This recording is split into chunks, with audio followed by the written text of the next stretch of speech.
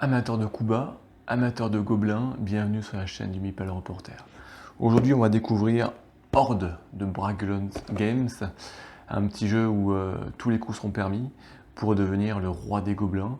Il va falloir maîtriser cette horde et c'est pas chose facile quand on connaît la discipline militaire des gobelins, mais avec ces vidéos qui a vous présenter le matériel qui se cache dans cette petite boîte et les règles, ça sera beaucoup plus facile pour venir à bout de vos adversaires et remporter le titre suprême du roi des gobelins.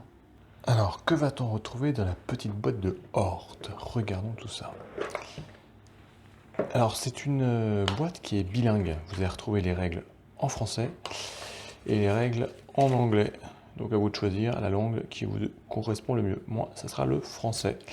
Alors, les règles se présentent d'un format assez particulier, qui est sympathique, qui change, qui est un petit livret dépliant.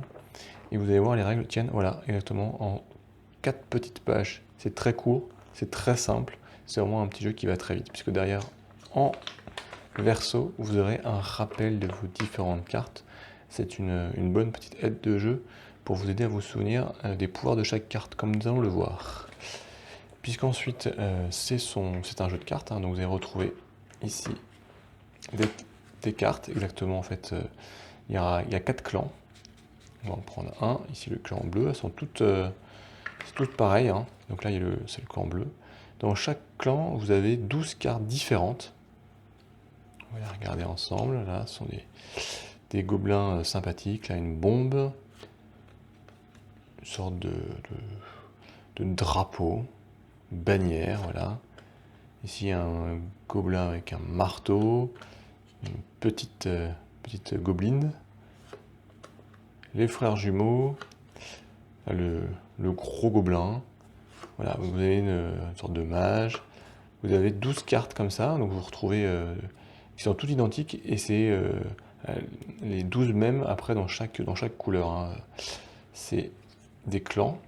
Vous allez retrouver aussi ici une carte aide de jeu qui est recto verso. Ça reprend ce que vous avez sur la règle derrière, donc en français et en anglais.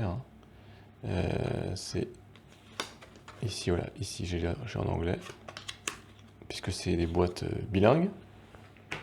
Et ensuite, on va retrouver 4 cartes de roi ou de reine, donc la jaune, la rouge-marron, la bleue et la rose, qui sont en fait voilà, les cartes qui vont permettre de connaître votre identité, votre couleur cachée, comme nous allons le voir dans les règles tout de suite. Voilà, donc ça c'est vraiment tout le matériel. Les cartes, il y a 4 couleurs, 4 clans, 12 cartes par clan, identiques dans les clans, mais 12 cartes différentes dans chaque clan.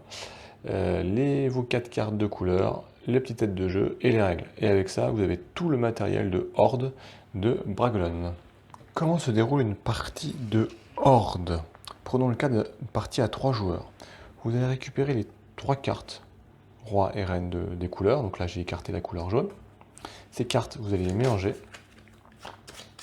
et en distribuer une à chaque joueur face cachée. Chacun va secrètement regarder sa carte qui va déterminer sa couleur. Par exemple, ici, moi je suis la couleur marron. On va ensuite placer les 3 cartes de chaque couleur, les cartes bannières, en colonne de façon aléatoire. Ici, ici. On va placer en colonne comme ça. Et ensuite, on va prendre l'ensemble des cartes du clan, des 3 clans dans le cas, qu'on va mélanger. Et on va former une pioche. Chaque joueur va récupérer 4 cartes. Une fois que les 4 cartes sont distribuées, chaque joueur va en prendre connaissance secrètement. Et on va pouvoir passer au tour de jeu. La partie va durer jusqu'à ce que la pioche soit épuisée et que les joueurs aient joué toutes leurs cartes. À chaque tour, un joueur va pouvoir poser une carte sur une des lignes symbolisées par les cartes bannières au départ, dans une limite de 12 cartes par ligne. Donc ça va vous former une sorte de grand rectangle de 3 lignes pour 3 joueurs sur 12 cartes, 12 colonnes. Vous pouvez placer une carte uniquement si elle a un grand côté ou un petit côté en contact avec une carte. Vous ne pouvez pas placer de carte en diagonale. Vous devez toujours être en bord à bord d'une façon ou d'une autre. Ça, c'est toujours votre première action. La deuxième action, c'est de pouvoir utiliser le pouvoir de la carte, le pouvoir qui est associé à chaque carte. Donc ces pouvoirs sont tous différents. Ça va pouvoir être de retourner face cachée certaines cartes, ça va être pouvoir d'inverser des colonnes, ça va être pouvoir inverser certaines cartes entre elles. Puisque le but du jeu va être d'avoir le maximum de cartes de sa couleur sur chaque ligne pour avoir la majorité. Puisqu'à la fin du jeu, lorsque toutes les cartes auront été déposées, on va comptabiliser les couleurs par ligne et le joueur qui aura le plus de sa couleur sur chaque ligne remportera 3 points. Ici, en admettant que la partie soit finie avec d'autres cartes, mais que le rouge est majoritaire sur cette ligne-là, il va remporter 3 points. Ici, on va regarder qui est majoritaire. Par exemple, le marron, il va gagner 3 points plus 1, puisque cette carte bannière offre 1 point supplémentaire si c'est la couleur de la bannière qui est majoritaire, 4 points. Et ici, avec les autres cartes, on regarderait, ça pourrait être le rouge, ou le marron, ou le bleu. Et le joueur qui a le plus de points remporte la partie. Ce sont des règles très simples qui s'apprennent très rapidement. La seule petite chose, c'est de regarder les pouvoirs de chaque carte. C'est ça qui va faire le sel du jeu et qui va vous permettre de venir modifier en permanence l'alignement des cartes pour pouvoir essayer de rassembler vos cartes sur les mêmes lignes sans dévoiler votre couleur pour ne pas se faire attaquer trop facilement. Donc, quels sont les pouvoirs? Donc, par exemple, si on regarde un peu les différentes cartes, certaines vont pouvoir permettre de jouer d'autres cartes de sa couleur. La bombe, il va pouvoir être, si elle est retournée, va pouvoir retourner des cartes adjacentes, donc pouvoir éliminer ou annuler certaines cartes. Ça peut être intéressant pour prendre la majorité.